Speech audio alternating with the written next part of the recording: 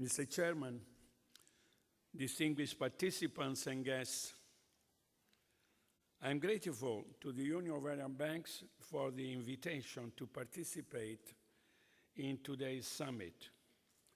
Let me recall that I had the pleasure of participating in an earlier international banking system organized by the Union of Arab Banks here in Rome just 10 years ago, when under the title Euro-Arab Dialogue on Finance and Investment, we address issues of great significance for the economic, financial, and political prospects of the Mediterranean countries and the Middle East, such as the interrelation of Arab banks with European counterparts. As main subject of today's international summit, the Union of Arab Banks has chosen a complex and most challenging subject, the effects of climate change on banking and finance. Not that global warming caused by carbon emission will have a direct impact on the banking system itself, but rather, I believe, how banks can contribute to the development of green economy. As I said, this is a complex and challenging subject.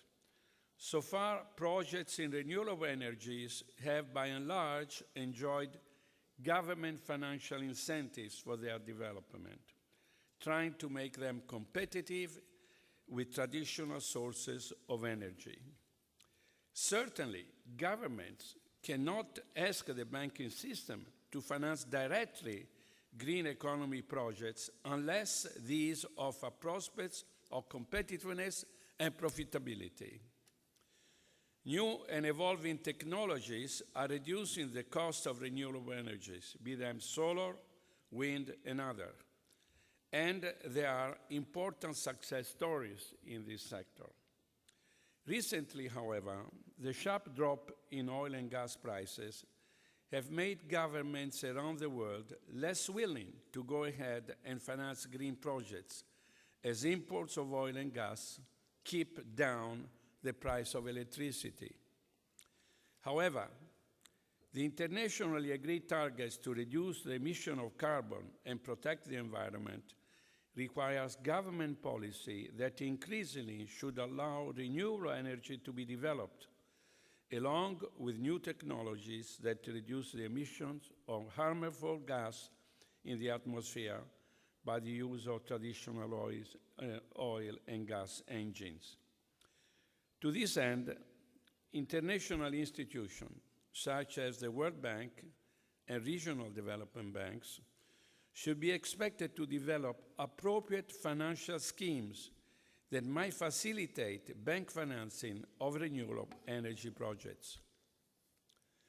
Thus, with appropriate government policies and incentives, the banking system can play a growing contributing role in the advancement of green energy development.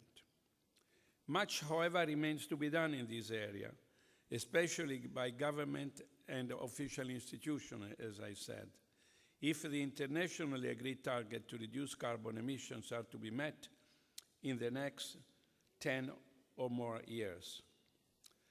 Some time ago, I was in Texas, where I met with eminent university professors, geologists, and oil-producing firms.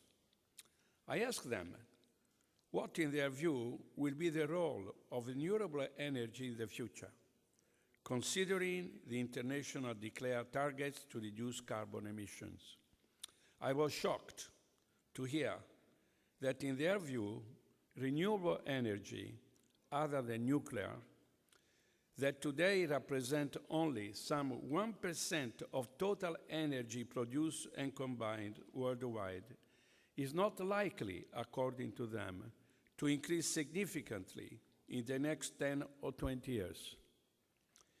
It is up to governments, international institutions, and banks to prove Texas wrong in its expectations and predictions.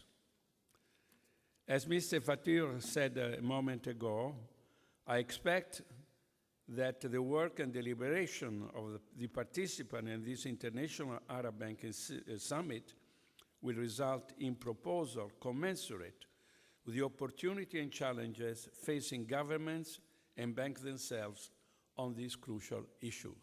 Thank you very much.